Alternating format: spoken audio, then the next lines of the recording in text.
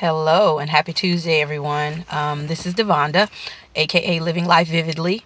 If for some of you who don't know, I have a YouTube page that is under construction. So you can search for me on YouTube under Living Life Vividly, all one word.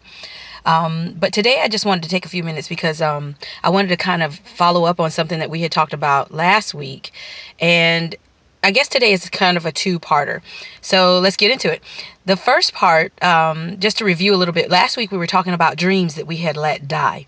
And I had asked you all if there were any dreams that you had that maybe you had let die that you should revisit and maybe resurrect those dreams because there was still opportunity to make those dreams a truth or have those dreams be manifested in your life.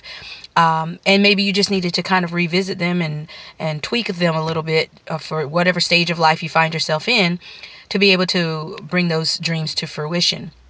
So with that in mind, this week I wanted to ask you, having done that thought process and that sort of mental exercise, ask yourself, is that dream big enough? I mean, is that big enough? I mean, because if you think about it, the dream that we were talking about was something that you had allowed to die in the past. And yes, you're in a different stage of your life and you know more and you're able to accomplish more. And maybe you are more than you were when you first had that dream. So is that dream big enough? I often think about a quote, and I cannot tell you who said it, and I don't take credit for it. But it does sort of help me to stay motivated about certain things when I get a little discouraged. And the quote is that if your dream isn't big enough to scare you, then it's not big enough. Because if you think about it, if it's a dream, if it's something that you want to accomplish, and it's something that you know that you can do easily, without any effort or without any help or even without any assistance or a great support team with you, then why haven't you done it already? I mean, just asking. It needs to be something that kind of makes your liver quiver, so to speak, or something that gets your juices flowing or gets you excited or pushes you to the next level.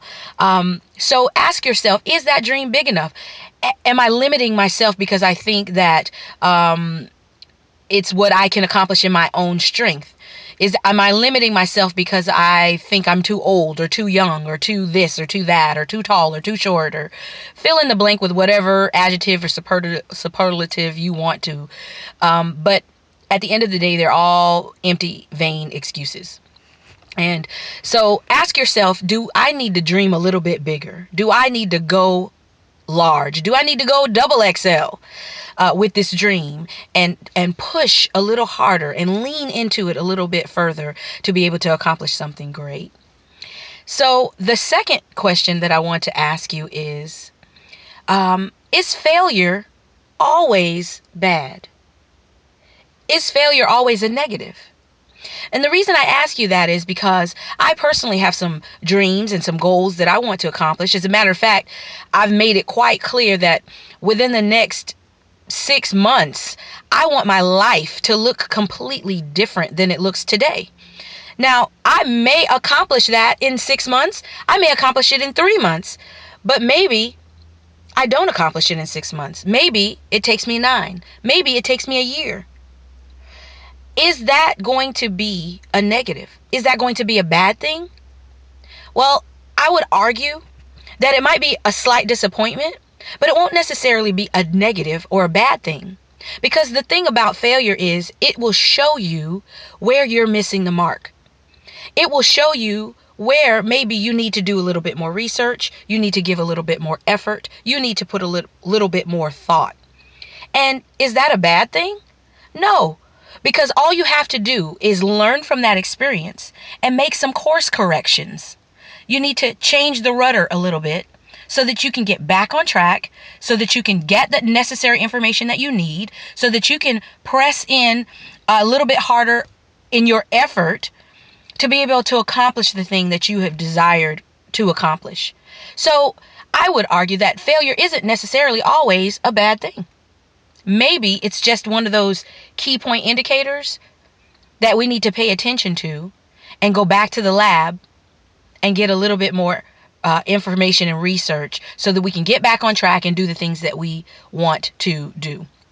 So I would like to know your thoughts about these two things. I want to know, is your dream big enough? And if you're willing, if you could share your dream with some of us, that would be great. Is your dream big enough? And second, what do you think about failure? Is it always a bad thing? Is it a negative? Or can we turn it around and make it something positive? Again, this is Devonda, aka Living Life Vividly. I look forward to hearing what you have to say about it. I love, love, love, love discussion, and I love interaction. So take a moment, make a few comments, like, post, subscribe. Thanks.